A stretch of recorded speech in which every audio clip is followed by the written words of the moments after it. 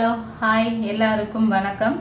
இன்னைக்கு இந்த வீடியோவில் நாம் என்ன பார்க்க போகிறோம் அப்படின்னா no contact phase of your person தான் பார்க்க போகிறோம். இந்த வீடியோக்குள்ளே போகிறதுக்கு முன்னாடி என்னோடய சேனலுக்கு சப்போர்ட் பண்ணுங்கள், சப்ஸ்கிரைப் பண்ணுங்கள், கமெண்ட் பண்ணுங்கள், லைக் பண்ணுங்கள். கொஞ்சம் உங்கள் சப்போர்ட்டை என்னோடய சேனலுக்கு கொடுங்க. இப்போது இந்த பர்சன் உங்களுக்கு சைலண்ட் ட்ரீட்மெண்ட் தான் கொடுத்துட்டு இருக்காங்க. இதுக்கு முன்னாடி நடந்த சண்டையால் விட்ட வார்த்தைகள்னால இப்போ இந்த ரிலேஷன்ஷிப்பில் ஃபோக்கஸ் பண்ணாமல் இருக்காங்க. ரிலேஷன்ஷிப்பில் நடந்த விஷயத்தால் அவங்க மனசு ரொம்ப பாதிச்சிருக்கு. அதனால் கொஞ்ச நாளைக்கு ரிலேஷன்ஷிப்பு ஃபோக்கஸ் பண்ண வேண்டாம்னு நினைக்கிறாங்க இந்த பர்சன். இந்த கார்டில் இன்னொரு அர்த்தமும் இருக்கும். இந்த ஒரு பர்சனால் எதுவுமே பண்ண முடியாத ஒரு சுச்சுவேஷன்லையும் இருப்பாங்க. அதனால் ஒட்டு மொத்தமாக இந்த ரிலேஷன்ஷிப்பை தெய்வத்துக்கிட்ட சரண்டர் பண்ணிவிட்டு பொறுமையாக இருக்காங்க. கொஞ்ச நாளைக்கு சைலண்ட்டாக இருப்போம்னு இருக்காங்க. நிம்மதியாக தூங்கலாம், ஏற்கனவே ப்ராப்ளம் போயிட்டு இருக்கு, இப்போ நம்ம போனோம்னா பிரச்சனை இன்னும் பெருசாகும்னு நினைக்கிறாங்க. ஆனால் இந்த ரிலேஷன்ஷிப்பை பார்க்கும்போது ரொம்ப லாங் டிஸ்டன்ஸ் ரிலேஷன்ஷிப்பாக தான் நான் பார்க்குறேன். இந்த பர்சன் எவ்வளவு ப்ராப்ளம் வந்தாலுமே நீங்கள் வேணும்னு தான் நினைக்கிறாங்க. நிறைய விஷயங்கள் உங்ககிட்ட இருந்து மறைக்கவும் செய்கிறாங்க. உங்கள் மேலே வச்சுருக்கிற லவ், ஃபீலிங்ஸ், எமோஷன்ஸ் எல்லாத்தையும் காட்டாமல் ஹைட் பண்ணி வச்சுருக்காங்க. வெளியில் சந்தோஷமாக இருந்தாலும் உள்ளுக்குள்ளே வலி, வேதனை எல்லாமே இருக்குது. ரொம்ப சேடாக இருக்காங்க, டிப்ரெஷனில் இருக்காங்க, தூக்கம் இல்லை. நீங்கள் உங்கள் எனர்ஜியை பார்க்கும்போது நீங்களும் பயங்கர சேடாக இருக்கீங்க. எல்லா முயற்சியும் இந்த ரிலேஷன்ஷிப்பில் பண்ணிவிட்டு கமிட்மெண்ட் கிடைக்காம ரொம்ப சேடாக இருக்கீங்க. உங்களுக்கு இந்த ரிலேஷன்ஷிப்பில் எல்லாத்தையும் விட ஒரு கமிட்மெண்ட்டு தான் ரொம்ப முக்கியமாக இருக்கும். உங்கள் பர்சனோட ஃபேமிலியில் ஏதோ இப்போ செலிப்ரேஷன் பண்ணுறாங்க. உங்கள் பர்சனோட ஃபேமிலி ஜாயிண்ட் ஃபேமிலியாக இருக்கிறதுக்கும் வாய்ப்பு இருக்குது. ஃபேமிலியில் மூத்தவங்க என்ன சொல்லுவாங்களோ அதை கேட்டுட்டு நடப்பாங்க. உங்கள் ரிலேஷன்ஷிப்பில் தேர்ட் பார்ட்டி சுச்சுவேஷனும் இருக்கிறதுக்கு வாய்ப்பு இருக்குது. அந்த பர்சனுக்கு இப்போ ஹார்ட் பிரேக்கிங் ஆகி இருக்குது. யாரோ ஒரு வாள் எடுத்து ஹார்ட்டில் குத்துற மாதிரி வலி அனுபவிச்சுட்டு இருக்காங்க.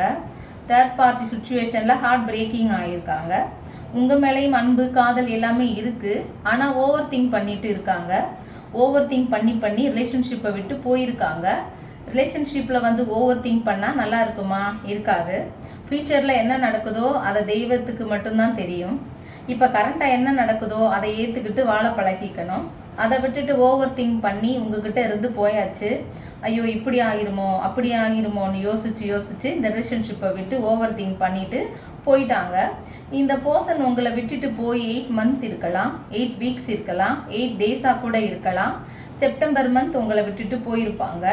ரிலேஷன்ஷிப்பில் இந்த பர்சன் விட்டுட்டு போனாலுமே ரொம்ப ஓவர் கான்ஃபிடென்ட் இருக்குது இந்த பர்சனுக்கு. நமக்கு எப்போ தேவையோ அந்த ரிலேஷன்ஷிப்பை எடுத்துக்கலாம்னு ரொம்ப ஓவர் கான்ஃபிடென்ட்டில் இருக்காங்க.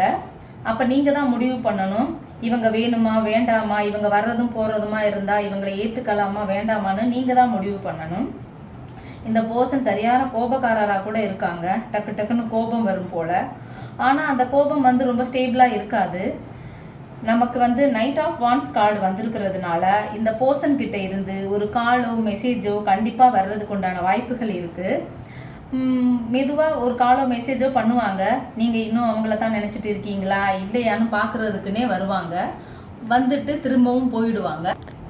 இந்த ரிலேஷன்ஷிப்பில் இந்த பர்சன் இப்படி தான் பண்ணிகிட்டே இருப்பாங்க. வர்றதுமா போகிறதுமா இப்படி தான் பண்ணிகிட்டு இருப்பாங்க. ஆனால் இந்த பர்சனுக்கு நீங்கள் ரிஜெக்ட் பண்ணிடுவீங்களோன்னு ஒரு பயம் வேறு இருக்குது. மற்றபடி இந்த பர்சனுக்கு உங்கள் மேலே ஃபியர் இருக்குது, ஃபிசிக்கல் அடிக்ஷன் இருக்குது. அவங்க உங்களை நடத்தின மாதிரியோ பேசின மாதிரியோ நீங்களும் அதே மாதிரி நடந்துக்குவீங்களோன்னு ஒரு பயம் இருந்துகிட்டே இருக்குது. அவங்க காதலை இக்னோர் பண்ணிடுவீங்களோன்னு நினைக்கிறாங்க. ஆனால் நீங்கள் எதுக்கும் பயப்பட வேண்டிய தேவையில்லை. நமக்கு இப்போ வந்திருக்குது ஜட்ஜ்மெண்ட் கார்டு வந்திருக்கு. இதில் பார்த்தீங்கன்னா தெரியும் உங்களுக்கு ஜட்ஜ்மெண்ட் கார்டு இருக்குது. டேரோ கார்டில் ஜட்ஜ்மெண்ட் கார்டு வந்தாலே பயங்கர பாசிட்டிவான கார்டு. இந்த கார்டு வந்தாலே தெய்வத்தோட இன்டர்ஃபியன்ஸ் வந்துருச்சுன்னு அர்த்தம். இந்த ரிலேஷன்ஷிப்பில் தெய்வத்தோட கனெக்ஷன் டைரெக்டாக வந்துருச்சுன்னு அர்த்தம். நாம் எல்லாரும் மனுஷங்க தான். அப்போது நமக்கு ஜட்ஜ்மெண்ட் தெய்வம் தான் கொடுக்கும். மனுஷன் ஜட்ஜ்மெண்ட் தருவானா? தரமாட்டான். நீங்கள் கஷ்டப்படுறீங்க, நீங்கள் எதிர்பார்த்த ஜஸ்டிஸ் கிடைக்காம இருந்திருக்கலாம். இப்போ எக்ஸாம்பிளுக்கு இப்போ நீங்கள் ஒரு கார்மிக் சுச்சுவேஷனில் மாட்டியிருக்கீங்க, அந்த பர்சனும் ஒரு கார்மிக் சுச்சுவேஷனில் மாட்டுறாங்க. ஆனால் 2 பேருடைய காதலும் பார்த்தா ரொம்ப ஆத்மார்த்தமாக இருந்திருக்கும். 2 பேருமே உண்மையாக காதலிச்சிருப்பீங்க. அப்படின்னா தெய்வத்துக்கிட்ட இருந்து ஒரு ஜட்ஜ்மெண்ட்டு கிடைக்கும்.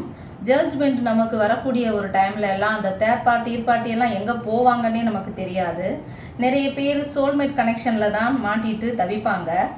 நார்மலாக நமக்கு வர அந்த பப்பி லவ் மாதிரி எல்லாம் இருக்காது. ரொமான்ஸ் லவ், அட்ராக்ட் லவ் நம்ம ஈஸியாக எல்லாம் கடந்து வந்துடுவோம். அதுவே நமக்கு சோல் கனெக்ஷன் ரிலேஷன்ஷிப்னா நமக்கு விடவும் முடியாது, தொடவும் முடியாது, ரெண்டுக்கும் நடுவில் மாட்டிக்கிட்டு தவிப்போம். நீங்கள் எதுக்கும் கவலைப்படாதீங்க. நீங்கள் எதிர்பார்க்குற ஜட்ஜ்மெண்ட் உங்களுக்கு கண்டிப்பாக கிடைக்கும். அதனால் பொறுமை ரொம்ப முக்கியம். பொறுமையாக இருங்க, ஃபேஷனாக இருங்க. கண்டிப்பாக உங்களுக்கு ஒரு நியாயம் கிடைக்கும். உங்களுக்கு ஃபேவரான பதில் வரும்.